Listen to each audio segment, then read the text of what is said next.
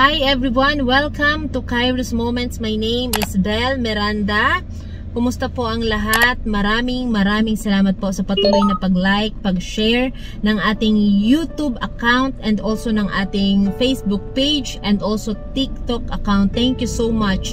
And of course, if you are inspired ng ating iba pang mga testimonies, may share yung ating mga Facebook and of course yung YouTube. Please share and encourage. Let us always encourage one another. Every day is a blessing. Every breath is a blessing. So anyway, ito po yung ating pag-usapan for this testimony, for my testimony for this video. Bakit minsan kailangan maiwan tayo sa ere? And I do believe, alam niyo po pag naiiwan sa ere, hindi madali, masakit po yan.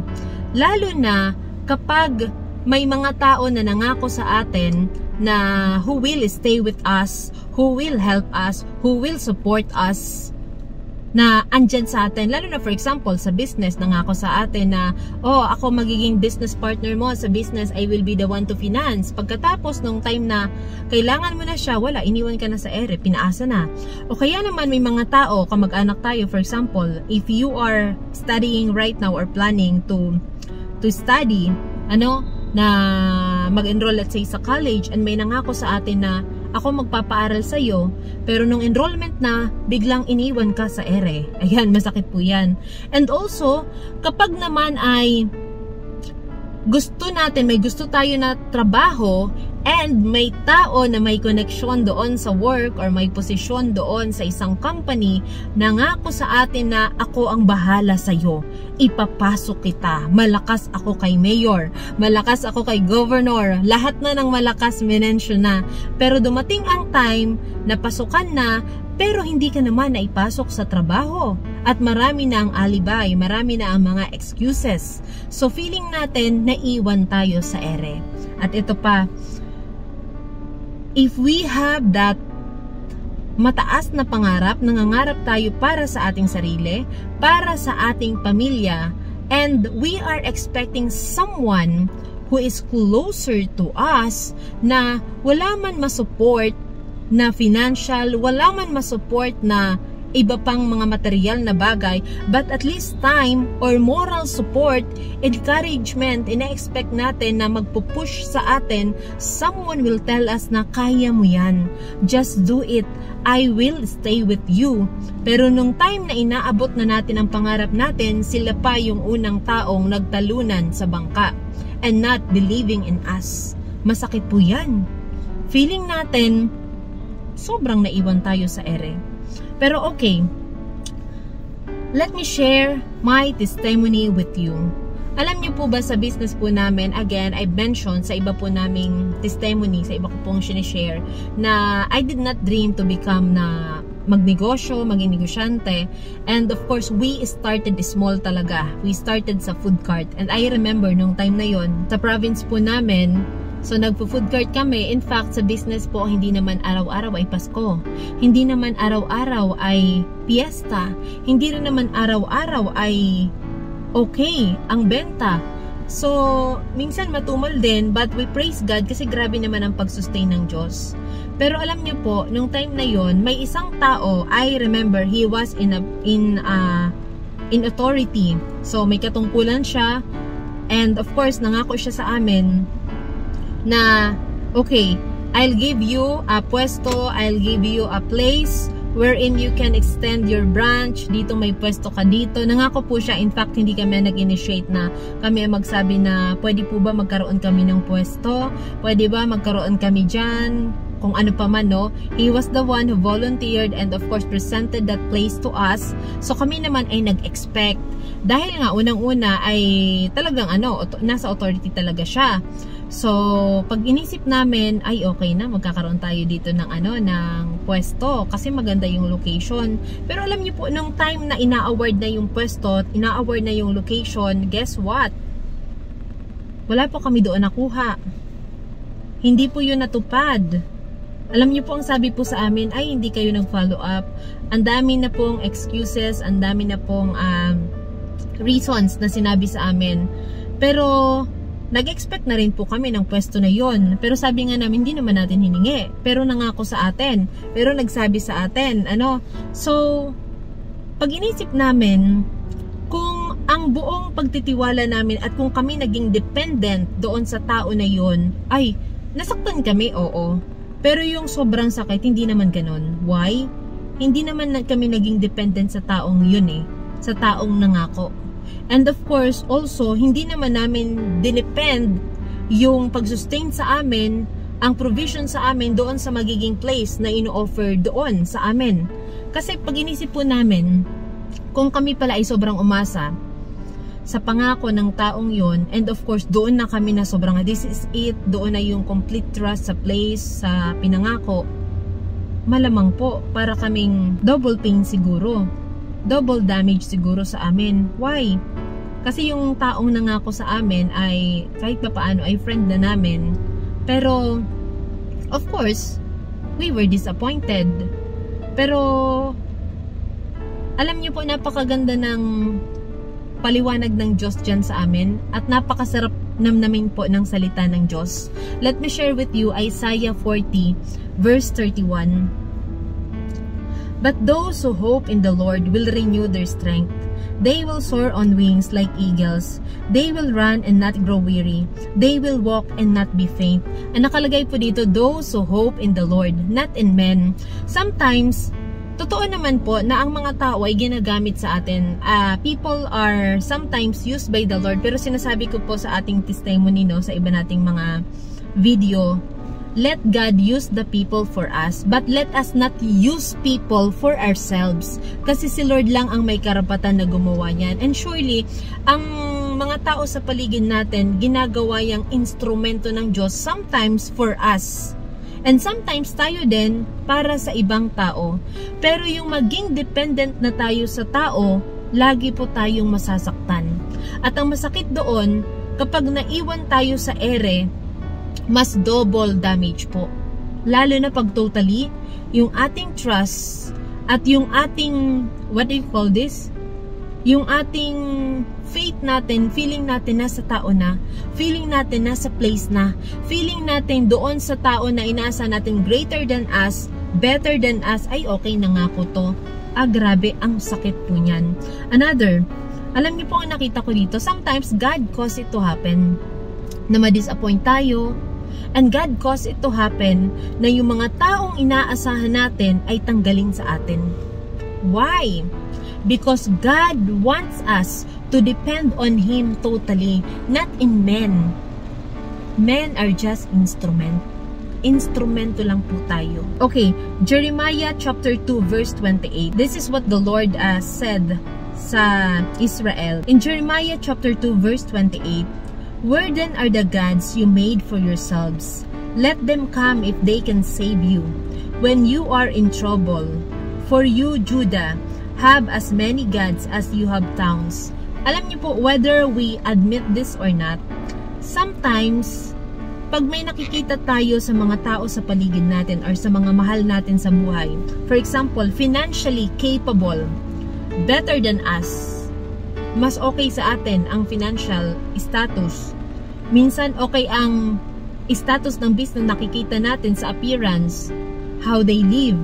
Sometimes, may tendency tayo mga tao, we become sometimes dependent or looking at them. Alam niyo po, I praise God na tinatanggal ni Lord ang mata namin sa ganon, sa ibang tao. Why? Sometimes pala nagiging idol na natin. Sometimes, ang trust natin andun na, ay andyan naman si mama, ay andyan naman si ate, ay andyan naman ang friend ko, ay andyan naman ang business partner ko who is always willing na ito talaga maaasahan ko, makakadepend ako dito. Tatanggalin dyan ng Diyos, tatanggalin sometimes sila ng Diyos sa atin. Why? In order for us, our eyes ay nakatutok lamang sa Diyos, so that the one will be glorified is only the Lord Jesus Christ, not men. For example, grabe, for example, may business tayo, lumago ng lumago, and may isang tao na laging nagsusupport, laging andyan, well, instrument ng Diyos, and natutuwa tayo doon sa taong yun na ay laging andyan siya. At alam natin na for example, dumating sa punto na ma-down na naman ng business, laging andyan magsusupport. Sometimes tatanggalin ng Diyos na to the point na kahit sa ang corner, wala na, hala yung taong inaasahan ko na to, person number 1, wala. Yung sa family ko, wala. Yung friend ko, wala. Yung kasosyo ko, wala. At dumarating sa punto, kino-corner tayo ni Lord. Why? In order for us also to recognize na totoo nga. Pagdating sa trouble, sometimes, lalo na in desperate moment, yung mga tao sa paligid natin minsan di natin na maasahan. Kasi sometimes, even sila, as I've said, they are just like us. They are also limited. Because we are all human.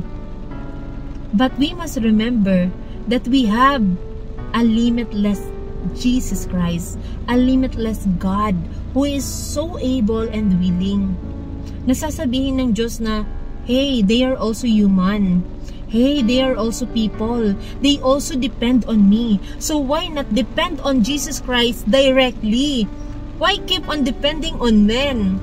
I remember po, I'm not going to mention not only one person, pero alam niyo po, no, of course, it's always nice to help people. Kasi ako po, tinulungan din naman ako ng ilang beses. God used so many people also for me. So, I praise God. Sabi nga, pay it forward. Pag natulungan ka, di pa tumulong ka rin ng iba. Pero tayo po mga tao, ang tulong natin laging may limitasyon. Samantalang ang tulong ng Diyos, it is unlimited favor from the Lord. For example, may nangangailangan financial, o kaya naman may nangangailangan ng advice. We can advise, we can give financial, pero pag paulit-ulit, tayo din minsan mauubusan. Kasi hindi naman tayo Diyos. Tayo ay umaasa din sa Diyos. So you see, for example, sa mga naiwan po sa ere, na right now, nagsasuffer, na right now in pain, I want you right now, if you are watching this, number 1, forgive them. Or kung ikaw naman ang nang-iwan sa ere, ask forgiveness. Why do we need to forgive?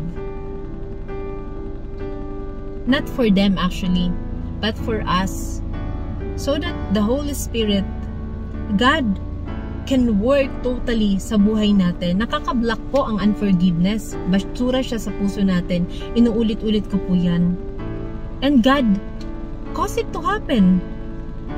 Wag tayo magtaka na, Lord, bakit mo Lord, Lord, ito Lord ang taong inaasahan ko. Bakit Lord, tinanggal mo sa akin? O kaya bakit niya Lord ako iniwan? Minsan sinadya ng Diyos. Kasi para maging wake up call minsan sa atin na, hey, put our trust in the Lord. Hindi yung nagiging idols na pala natin ng mga tao sa paligid natin. Yung business natin, bakit minsan kailangan bumaba ang sales, minsan kailangan mabankrupt? Ay, iniwan ako sa ere pati ng negosyo. Ay, hindi man lang nakipag-cooperate ang negosyo. Ay, matumal. Why? Sometimes pala nakadepende na tayo sa business natin. Sa ay, ang taas ng sales. Sometimes nakadepende na pala tayo sa kita natin. Hindi na pala minsan sa Diyos. Andun na pala minsan ang faith natin.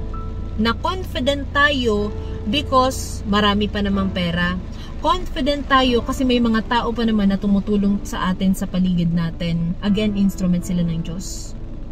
Pero, yes, pwedeng sumama ang loob kung naiwan tayo sa ere, but learn how to forgive those people who hurt us.